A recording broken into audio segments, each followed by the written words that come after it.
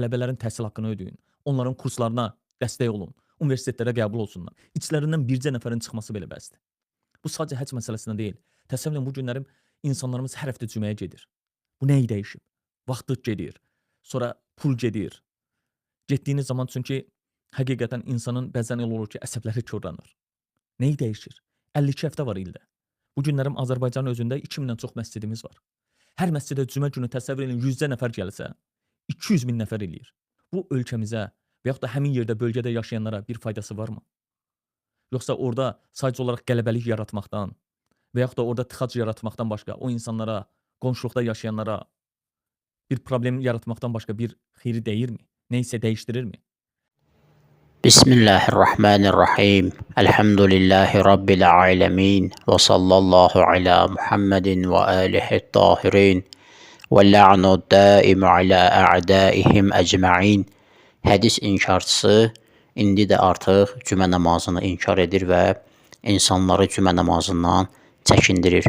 Və deyir ki, təkcə həcc mövzusunda deyil, hətta cümə namazında da heç bir fayda yoxdur. İnsanlar ora gedirlər, nə dəyişilir? Heç bir dəyişiklik olmur, heç bir faydası yoxdur. Qələbəlikdən, qonşuları narahat etməkdən başqa heç bir faydası yoxdur. Ondan sonra o məscidlərdə, nə bilim, 2000 məscid var, ora hər insan, hər məscidə 100 nəfər geçsə, onlar gedib orada pul yığsalar, tələbə oxudursalar, bu daha faydalı olar. Və bu cür başlayır cümə namazında inkar etməyə. Bu şəxsə ehtiyac yoxdur ki, biz cümə surəsindən danışaq, oradan ayə gətirək. Bu insan zaten ağlı ilə, ağlını meyar qərar verib, hədisləri atıb bir kənara. Quran-ı Kərimdə də açıq aşkar olan, sarih olan, bütün müsəlmanlar tərəfindən qəbul edilən məsələləri də öz ağlınca fırladır, ürək istəyən kimi qələmə verir. İndi sən durub desən ki, axı cümə surəsi var, cümə ayəsi var, namaz və s. Deyəcək ki, yox, o cümə sizin bildiyiniz cümə deyil. Necə ki, həcc ziyarətini BMT kimi bir təşkilat hesab edir. Cümə surəsində nə ayə gətirirsən, surə gətirirsən, deyəcək ki, burada da məsələn, fərz elə söhbət burada hər hansısa bir supermarketdən gedir. Vəssalam, yəni öz əlindədir, istədiyi kimi ayələri fırladır və öz ağlında olan insanları da rahatlıqla alladır. Mən istəyərdim bu məsələ barədə nəqzi cavab verim, yəni elə onun məntiqindən çıxış edərək.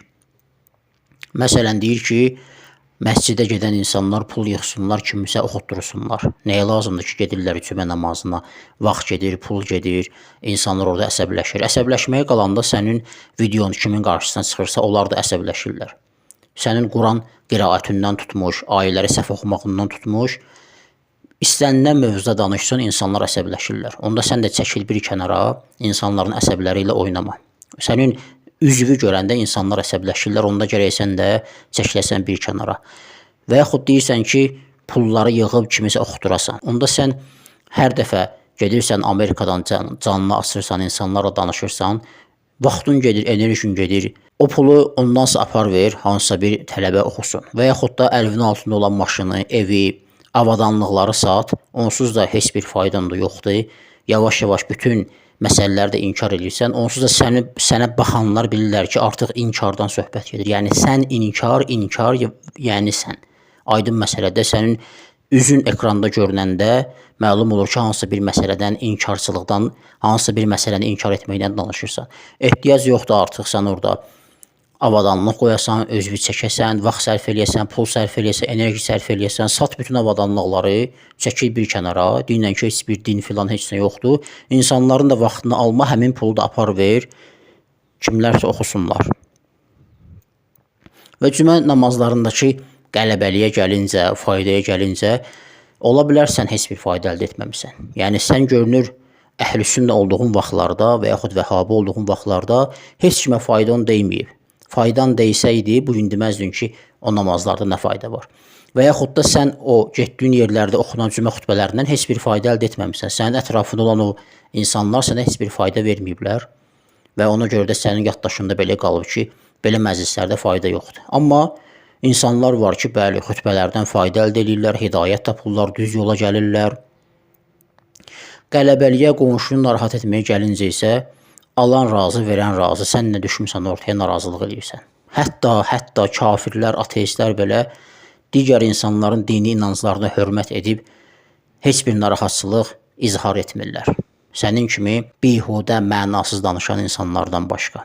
Yəni bu insan, Allah həmd olsun, azdıqca azır, yəni azınlığa düşdükcə azıb gedir. Niyə görə deyirəm Allah həmd olsun? Çünki artıq iç yüzü ortaya çıxır və insanlar bilirlər ki, doğrudan da bir vaxtlar xurafatçılıqla güya mübarizə adı ilə meydana çıxan bu insan artıq cümə namazına qədər belə inkar edir, həccə qədər belə inkar edir. Sabah Quranın özünü inkar eləyəcək, deyəcək Quranda Quran varmı? Deyəcəksən ki, bəs Quran ayəsi var, ha Quran sözü var. Deyəcək, o Quran sizin bildiyiniz Qurandan deyil. Velhamdülillahi Rabbil alemin ve sallallahu ala Muhammedin ve alihi tahirin.